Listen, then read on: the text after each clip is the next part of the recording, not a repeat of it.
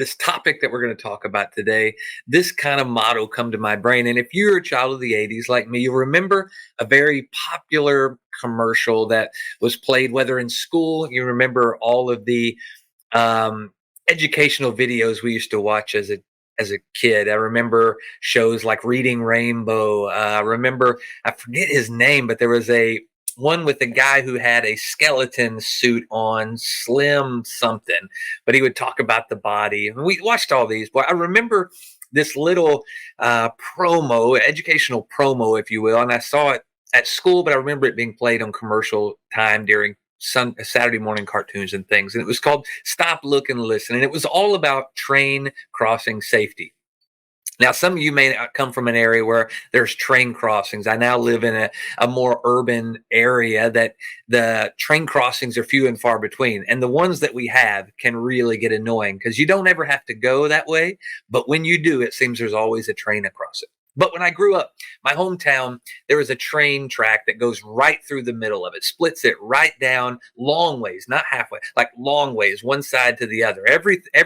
Most of the people live on one side and all the business and restaurants are on the other side.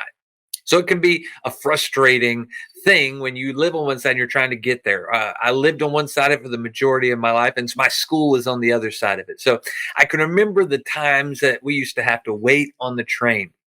So this stop, look, listen, really the purpose of it was to let you know that you need to be careful in crossing a train track, that this train is just moving at a crazy speed and it can't stop when it sees you like you can in your car.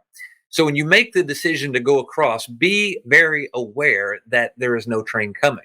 Now, this would seem silly if you don't have a history with train tracks because you see the trains and the bars that come across to prevent you.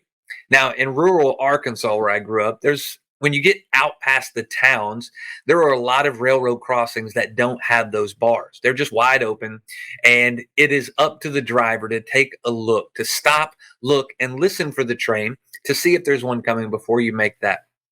Even with the ones with the rails, though, this show or this promo, this commercial, this educational video applied to that because it's amazing how many people in a hurry, busy with life, would cut through the arms to get to the other side really quickly. And, in most cases, people make it. But in dire instances, there's been moments where people get on those tracks and suddenly their car stops or something happens. There's been people who have tried to walk rapidly across and get a foot stuck or whatever it may be. And it's just the intent of the video was really to say, in the midst of our hurry, in the midst of life, what's more important? Is it more important to run and get across that thing before the train gets there? Because you can get across it. You have the angle, you have the time, and you're in a hurry to get someplace. Is your life that important? See, I want to stop us today, and I really want you to think about your life. Because we're going to get to another place, but we have to start here. We have to speak about the value of life. And it's amazing today the value that most people place on their own life over others.